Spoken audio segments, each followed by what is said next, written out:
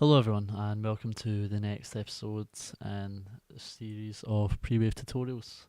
Now, firstly, about an hour ago I ran out of hard disk space and then I managed to get half an hour done, and then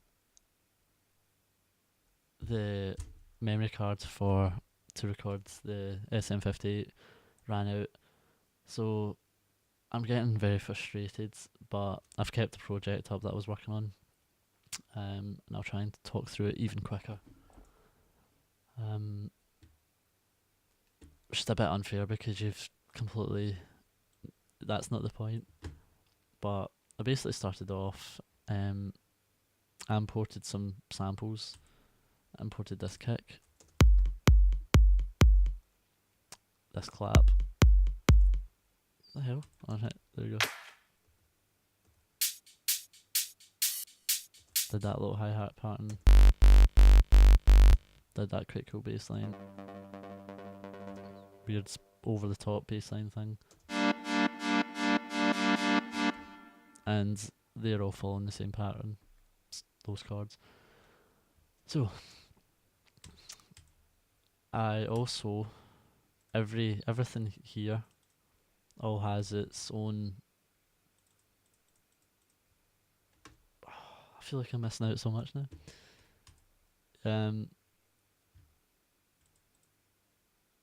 Sample 1 is going to mixer channel number 1.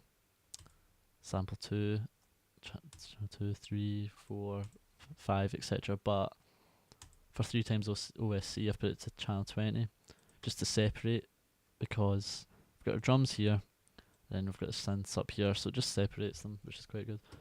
Now, if you're watching this and you're totally confused, I'll just get rid of everything and try and start fresh slightly. Okay, so start up FL Studio, it looks something like that, only except a little fewer things.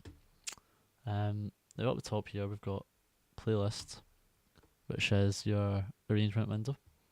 You've got your step sequencer, which is this guy, which you input drums, samples, synthesizers, etc. A piano roll, which you do your melodies in. You've got your plugin browser thing, but I would just always keep that on. And you've got your mixer, this guy, and F9 here brings them up, quick and easy. And I've also color coded these guys, so as soon as I bring up F9, I go yellow 3 times OSC, or I could also go, there you go, red's kick. I know that. Quickly go to him, mess around with the volume. So brought up the kick, kind of liked it, did a bit of EQ and boosted 100Hz region to get a bit of a more punch, reduced the mids and boost the highs to get the clicky sound a bit more. Still left it just like that. Added the clap, and these are all on different patterns here, because when I go to the arrangement, I'd like to know that track 1 is kick, 2 is clap, 3 the clap, 3 is hats, etc. So they're oh no, that's not the clap there. I just did what we did in previous episodes and took away the low end. There isn't any low end, but still just get rid of it anyway. Added a cool little hi-hat pattern. Even panned them slightly. So we've got one coming out this way, the other one coming out left and right. And that just gives everything a bit of its own space. Basically, you've got your kick in the low end, clap, and then you've got your hi-hats even higher. So just try and give everything its own space within the track. There. Just cut all the low ends from that. Same there again. And then I added, that's pretty hard electro bass kind of sound. I just brought it up 3 times OSC. I was messing around with a sine wave you've got no harmonics, so it's a pure tone.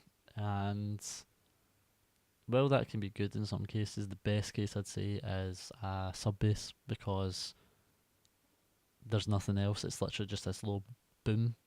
So that's perfect for the low end.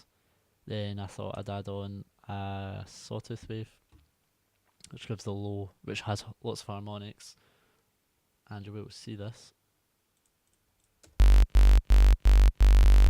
See all the harmonics go up to the high end. Not very. There's a lot down the bottom end, but that's because that's the fundamental frequency. And then as it goes higher, the volume dips. Still, you can still hear it quite a lot though. So just 100 hertz here, because that's where the kick is hitting. Then I boosted the highs a bit. Also compressed it. Without the compressor, it sounds like this. So with a compression, it sounds a lot beefier. And then I put this limiter on, but it's actually in the compression mode because I am sidechaining it from the kick.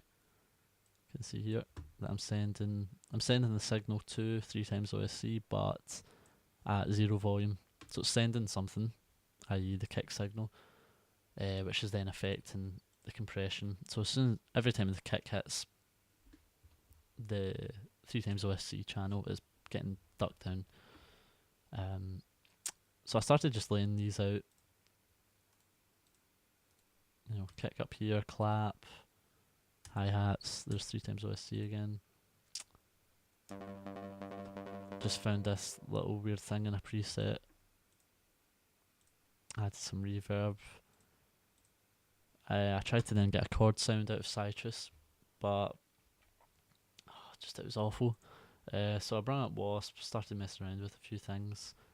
There I've got the amp attached to give some attack.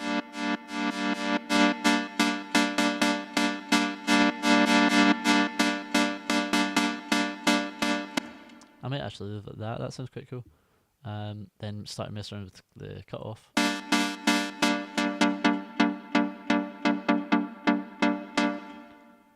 Added some reverb. Just basic stuff. I think I actually just put reverb on the default settings and it worked.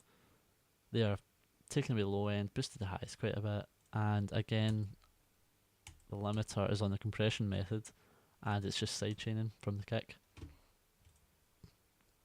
But like I said, with messing around with the cutoff, I then right clicked that, created an automation clip, which is this pink guy down here, and you'll see. So basically putting them all together, I came up with this.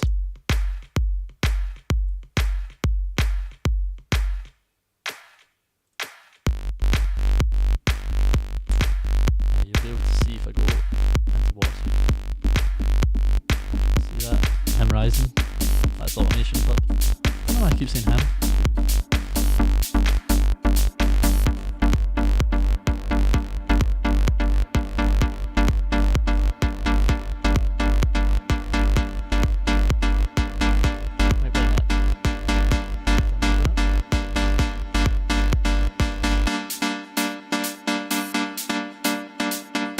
That was me just putting things in. So this is like a kind of little break, I guess, then it comes back into the bass.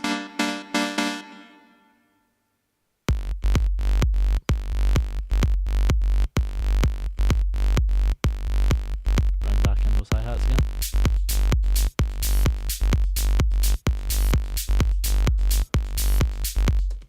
So yeah, that was pretty much it. It was just basic stuff that I was doing. Stuff that I've done in the previous episodes with the EQing, the compression on 3 times OSC, but mainly then color coordinating stuff. The kicks there, synths up here, getting the balance right, making sure everything has its own place in the frequency and stereo spectrum. Yeah, it was. I don't know why it took me half an hour. Well, to get this all sorted. But yeah, just choose the right samples, and and everything has its own, bass is down low. That's a kind of mid sounding thing. That's high.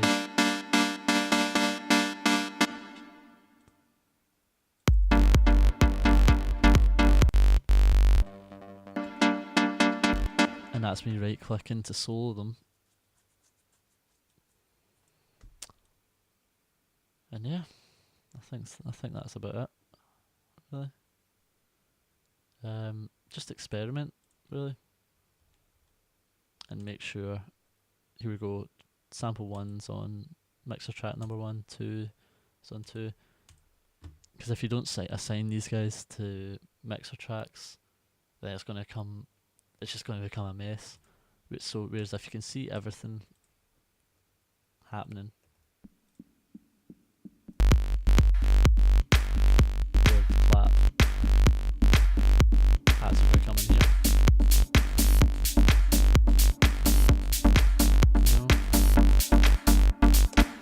To visually see everything, but then also see the levels coming through, is exactly what you want, for me personally anyway.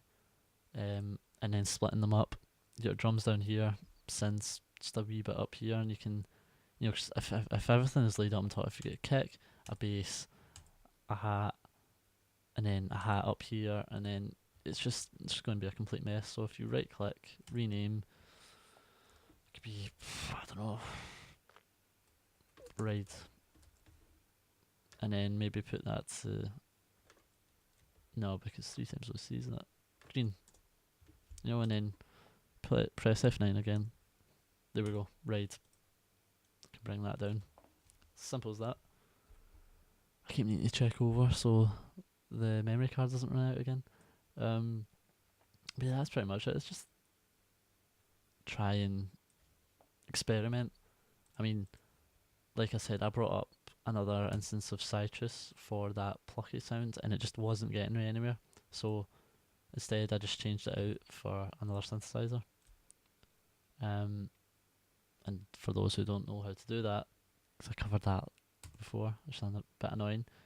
Go into channels, add one. Let's see, 3 times. There we go. 3 times OSC, and I'll bring that up to. It's channel 23. If I start messing around with it, there we go. Or it could be 30. But at least it has its own space. So, hopefully I managed to cover quite a lot there and all worked out. But yeah, thanks for tuning in. See you next week.